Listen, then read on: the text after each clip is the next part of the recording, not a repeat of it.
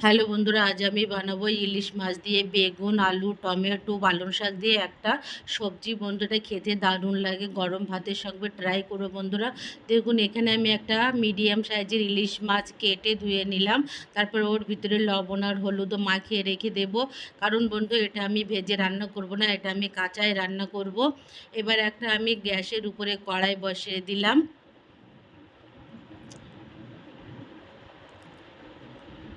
Please বন্ধুরা subscribe করবেন। কড়াইতে পরিমাণ মতো সর্ষের তেল দিয়ে দেবো বন্ধুরা। এটা আমি সর্ষের তেলেই রান্না করব, এটা সর্ষের তেলেই ভালো লাগে। এবার জিরে আর শুকনো লঙ্কা ফোড়ন দিয়ে দেব। এবার পেঁয়াজ কুচি দিয়ে দেবো, এটা আমি লাল লাল করে ভেজে নেব।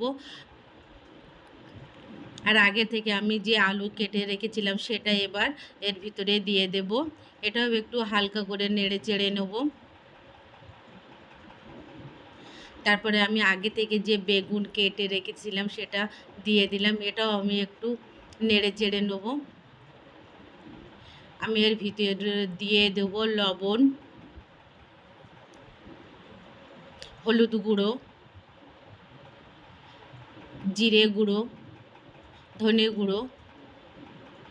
এটা আমি ভালো করে এবার একটু মিশিয়ে কষিয়ে কষিয়ে নেব।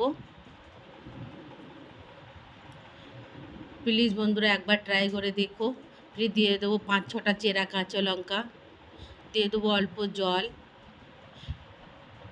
এবার আমি একটা ঢাক্কান দিয়ে দেবো কিছুক্ষণের জন্য। এবার আমি ঢাক্কানটা তুলে এবার আমি একটু ভালো করে কষিয়ে নিয়ে নেব, যেন তলায় লেগে না যায়। এবার আমি দেবো আগে থেকে কেটে রাখা টমেটো, আর যে আমি পালং শাকটা কেটে রেখেছিলাম ধুয়ে, সেটা এর ভিতরে দিয়ে দেবো। এবার আমি ভালো করে মিশিয়ে নেড়ে চেড়ে নেবো। দেখুন বন্ধুরা, দেখতে কত সুন্দর দেখাচ্ছে, হলুদ, সবুজ, লাল, দেখতে কি সুন্দর বন্ধুরা, খেতেও দারুণ লাগে। এবার আমি এটা ভালো করে কষিয়ে পরিমাণ মতো জল দিয়ে দেব।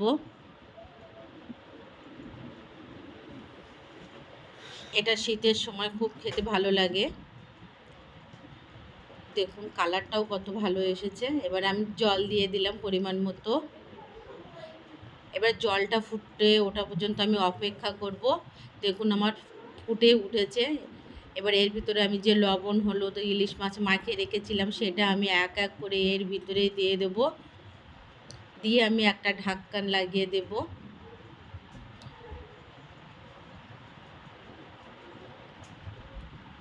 কিছুক্ষণ ফোটার পরে, ইলিশ মাছ বেশি সময় লাগে না সিদ্ধ হতে, কিছুক্ষণ হয়ে গেছে।